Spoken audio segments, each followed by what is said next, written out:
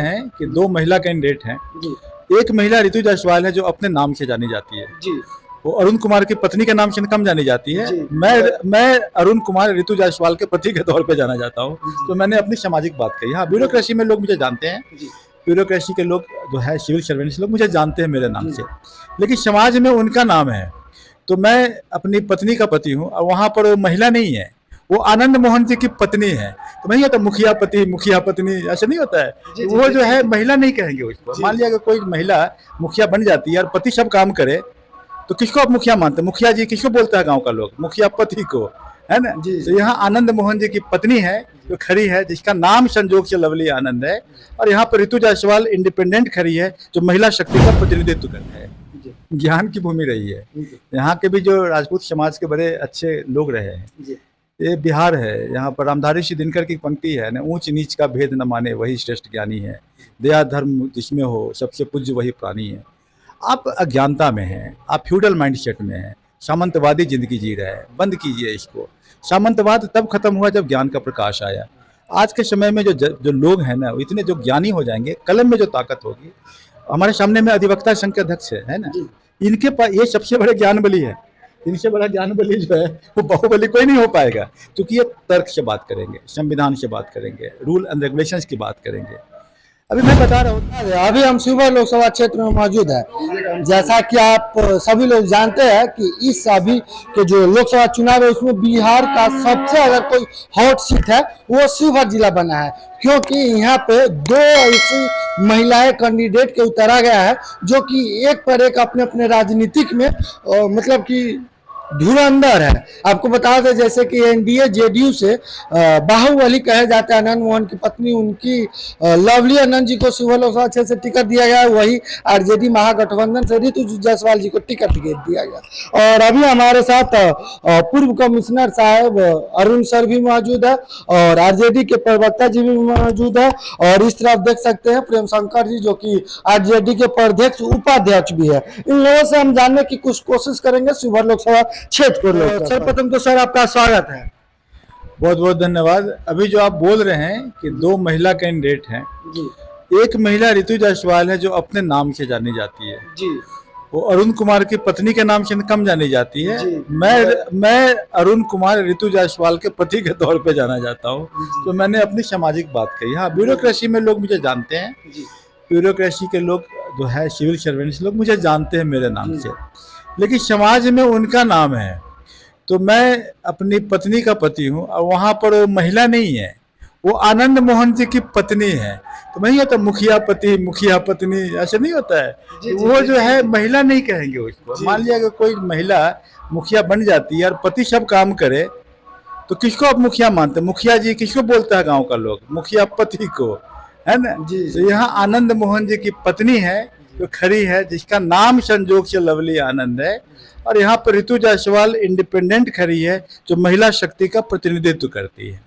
जी sir, वो अभी जो तौर तरीका से बात कर रहे हैं, लग रहा है कि जैसे आनंद मोहन जी पूर्व के समय से ही वो अपना जो धमकाने का तरीका होता था, वो कहते हैं हम इनके यहाँ वोट मांगने नहीं जाएंगे, राजपूत यहाँ नहीं जाएंगे, लव कुश यहाँ नहीं जाएंगे, वैसे यहाँ नहीं जाएंगे। तो ये पहले जमाना का रीति रिवाज हो गया। क्या कहना चाहते हैं इस विषय में? देखिए, शिवहर है, जी ज्ञान की भूमि रही है। जी यहाँ के भी जो राजपूत समाज के बड़े अच्छे लोग रहे हैं। जी ये बिहार है, यहाँ पर रामधारी सिंह दिनकर की पंक्ति है ना, ऊंच नीच का भेद न माने वही श्रेष्ठ ज्ञानी है, दया धर्म जिसमें हो सबसे पूज्य वही प्राणी है।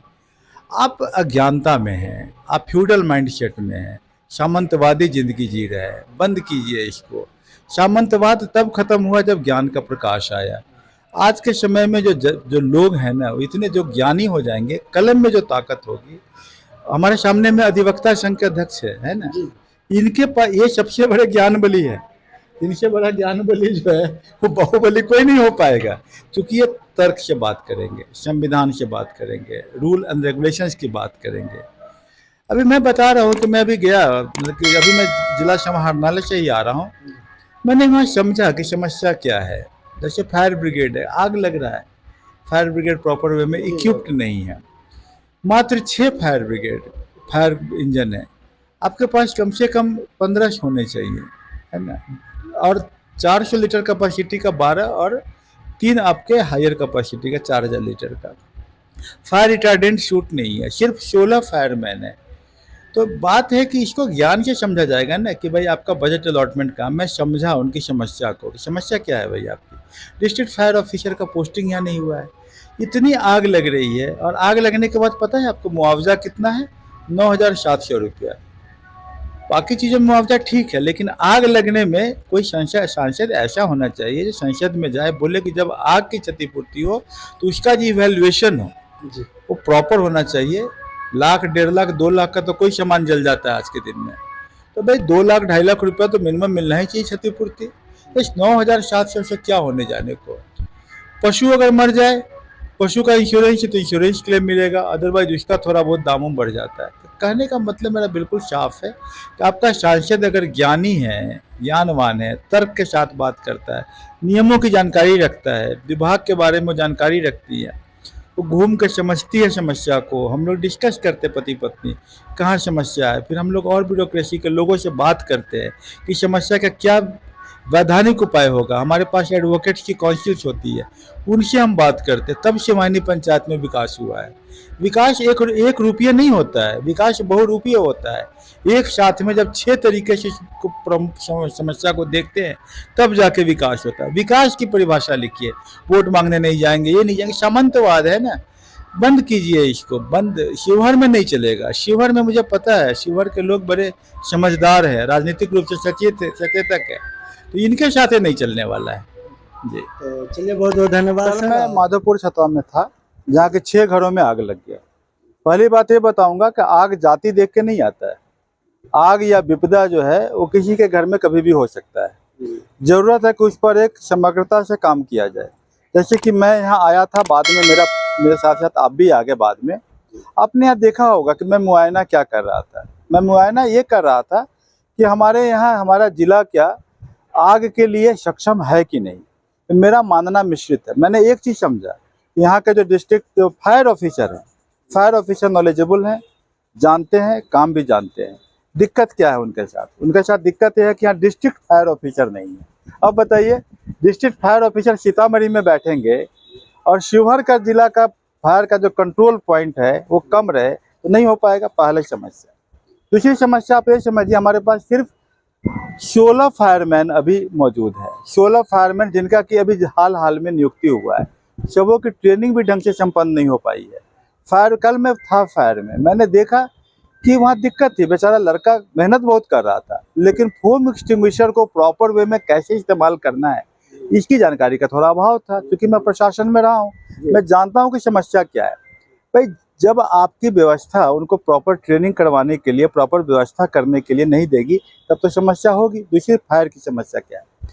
आप बोले कि गाड़ियाँ यहाँ पर मात्र 6 है, जबकि गाड़ियों की संख्या कम से कम 12 होनी चाहिए।